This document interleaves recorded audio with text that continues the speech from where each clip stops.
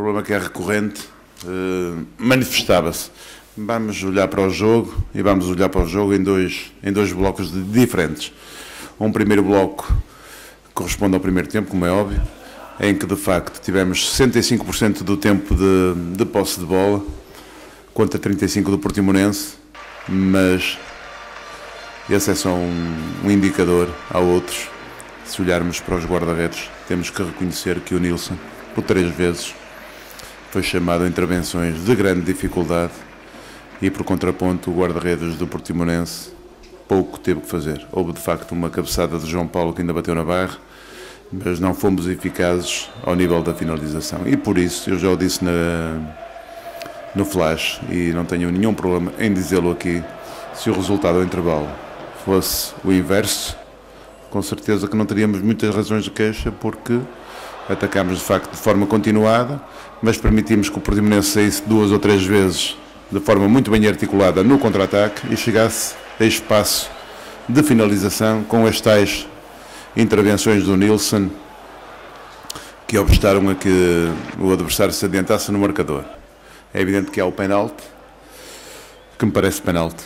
Ainda não vi imagens, mas já falei com alguns dos responsáveis do Vitória que viram e me asseguram que, para além do toque que o André Julgo deu no Edgar, depois ainda o puxa pela camisola e inverte um pouco o rumo das coisas. E depois o descontrole emocional do Pedro Silva, que se pôs a jeito para prejudicar a equipa e ser expulso e ficar com a equipa reduzida de um jogador, é evidente que facilitou imenso a nossa tarefa. E o segundo tempo é completamente diferente.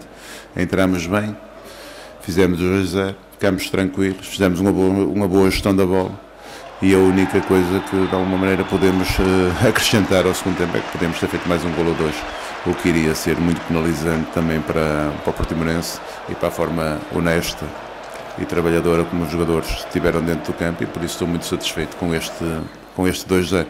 Não, é importante pelos 3 pontos que acrescentamos. Vínhamos um jogo em que, apesar de termos jogado bem, não conseguimos pontuar. Estou a falar da última jornada, da anterior, e por isso era importante, de facto, reencontrar o caminho das vitórias e, como disse, o futebol vive de rendimento, em termos aritméticos, pontuar e acrescentar. Foi o que conseguimos. Neste momento temos 15 pontos em 9 jogos, estamos dentro da tal média pela qual nos guiamos, no sentido de tentarmos chegar ao final do campeonato com mais de 50 pontos e dentro daqueles 5 primeiros que se classificam para uma prova internacional. E é nesse contexto que esta vitória de alguma maneira se torna importante. Relativamente ao próximo jogo, vamos enfrentá-lo com ambição, como é óbvio. Não estamos aqui para falar dele ainda, vamos ter outro momento para o fazermos, mas é prematuro. De alguma maneira estamos a fazer já projeções relativamente ao jogo de Alvalade. É assim, eu tenho tentado, e mando na minha equipa, não mando na dos outros, que se crie de facto uma mentalidade e uma nova filosofia que valorize o espetáculo, que valorize o jogo, tornando mais interessante e de alguma maneira tornando também um negócio no nosso país mais interessante, à semelhança com aquilo que acontece na vizinha Espanha, na Itália e nos países do norte da Europa. Isso pressupõe que de facto as equipas assumam riscos de forma diferente daqueles que tradicionalmente a maior parte delas não assume em Portugal. É uma mensagem que tenho tentado passar. É evidente que, como disse, não posso mandar no futebol dos outros, mando no meu.